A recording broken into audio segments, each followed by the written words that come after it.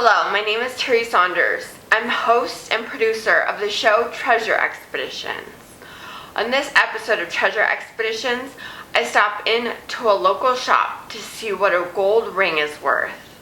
A relative found the gold ring at a garage sale in Utah.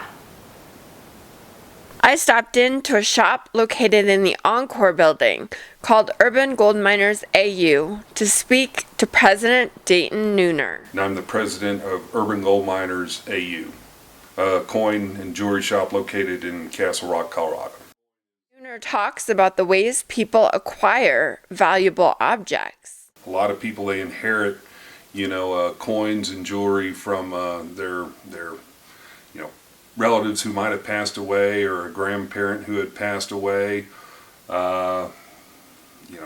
They could also look at garage sales, estate sales, or online auctions. Those are also some places where people can go to acquire coins, jewelry, gold and silver bullion.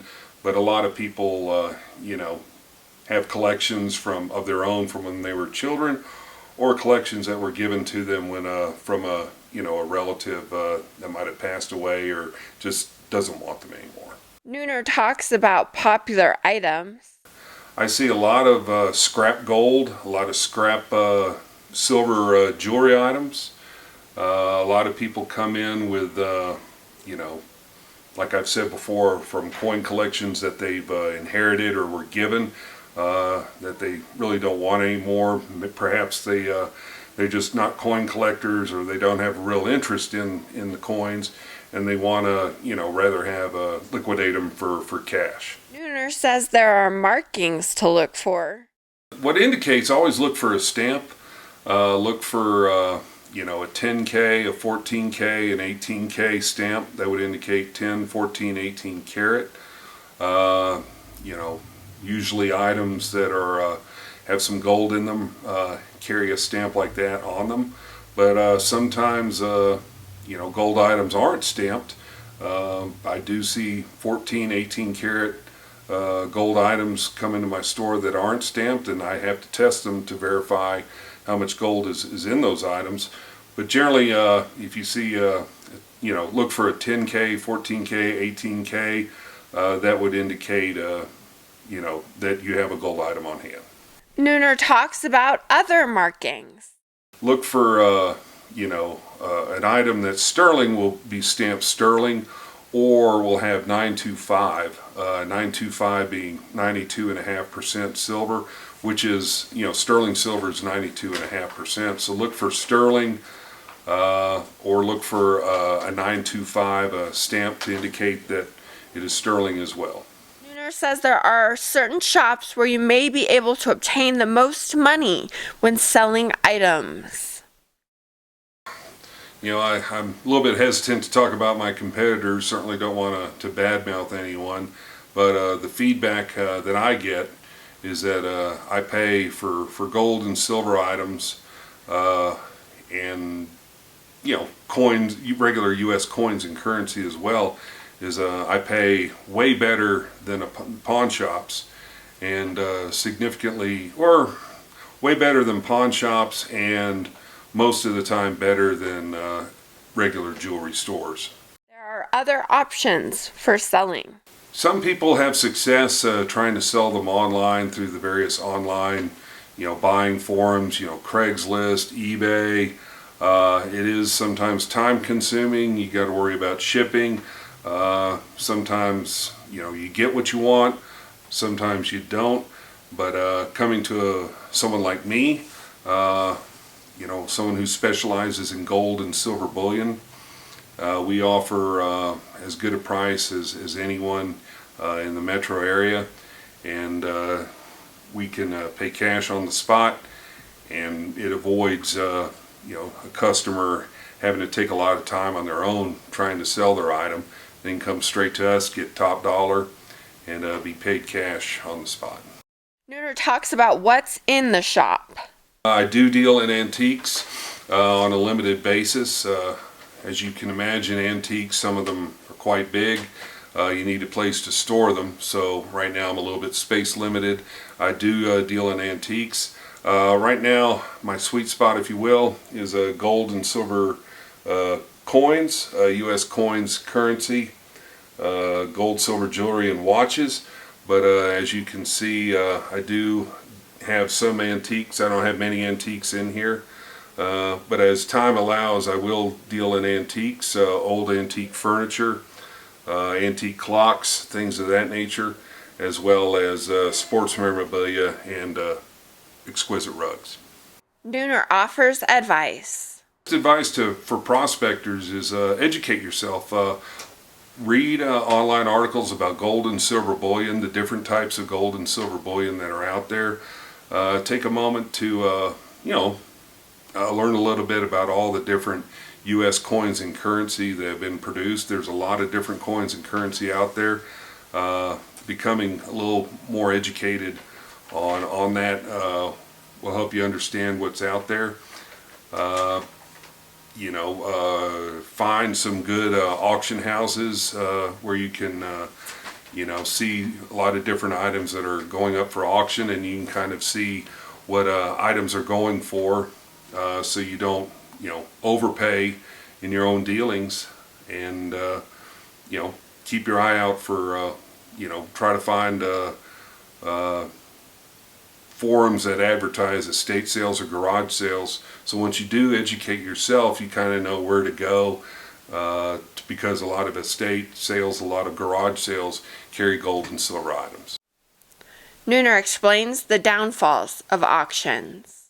At auctions, you'll find a good selection of coins. A good coin auction might have 200 to 300 items for sale, but with auctions, generally the people that go to auction sites and bid on items have a lot of knowledge and a lot of experience, so you're kind of in competition with other folks who know a lot.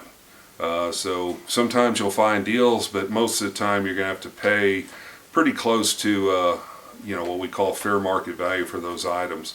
So if you really want a good deal, estate sales are a good place to start because they're looking to liquidate inventory quickly. And garage sales, because generally old coins and jewelry are you'll find that at garage sales, and many times people who put on the garage sales don't know a lot about the coins or jewelry.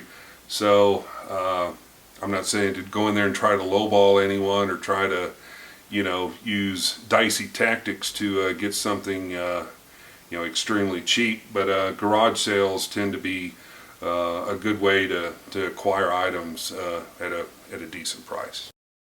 Nooner explains more about a particular gold test. Yeah, gold tests. I have a Sigma tester here. I can power it on. I can, for the different kinds of gold, whether it's pure gold, 22 karat gold, different kinds of silver, even other precious metals such as platinum and palladium. I can turn this on, put the item under, the right here. I place the items here. It shoots a beam through it, and it can ascertain whether or not the item is real or fake. For gold items, I can perform a scratch test. For example, a piece of gold jewelry, I can scratch it on my stone. I can use 10, 14, 18 karat drops to test for the level of purity. Nooner explains more. Yeah, so one way we test our gold is to do a scratch test and apply 10, 14, 18 karat drops to ascertain the gold purity of the particular piece. So this piece of jewelry has a 14 karat stamp. So I'm going to do a couple scratches, and what I'm doing here doesn't hurt the jewelry at all. So we have the 14 karat ring. I've done a couple different scratches, and I just to get a feel for where we're at. The scratches, I'll apply different drops. If the lines do not dissolve, then I know it's at least that level of purity. If the lines dissolve, I know it's not that level of purity. So I'm going to start out by doing 10 karat, apply a 10 karat drop.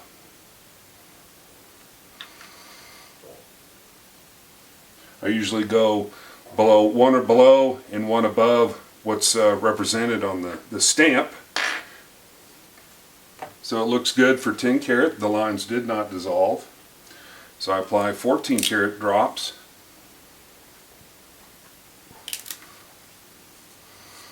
The lines stayed, so I'm thinking this is at least 14 karat as indicated on the ring. So now I'm going to apply 18 karat drops. And with that, the lines should dissolve. They should not stay. I have 18 karat drops right here. And I apply it to the third scratch. And the lines dissolve almost immediately. So 10 karat looks good, 14 karat looks good, 18 karat not good. So I can just test it and verify that this is at least 14 karat gold. Next, Nooner shares his calculations for determining the melt value of the gold. 9.6 grams. So then we multiply it by 0.58, which is the purity level of 14 karat gold. 14 divided by pure gold, 24 karat gold, is 58% purity. So we have a weight of 9.6 grams multiplied by 58% purity. There's 5.5 grams of actual gold in that ring. So then we divide it by 31.1 grams per troy ounce, and we know there's 0.18 grams, or excuse me, 0.18 ounces of actual gold in this ring. So we know 0.18 ounces, we multiply that by current market price at $2,020 per ounce. So at current market price, there's $362 of gold at current market price in this ring. I'm sorry, 362. 362. We call it melt value of gold in this ring. So then my offer would be $290 for this ring. There's treasure hunting tips for you. Visit the National Association of Unclaimed Property Administrators at unclaimed.org to search for your unclaimed money. There's another treasure hunting tip. Make sure to go through the pockets of any clothing you plan to donate to thrift shops. You may find money. I found a small amount of money in clothing I was planning to donate to a thrift shop. And remember, the greatest treasures are the memories along the way. For Treasure Expeditions, I'm Terri Saunders. Be sure to read my book, How to Find Treasure, available on Amazon.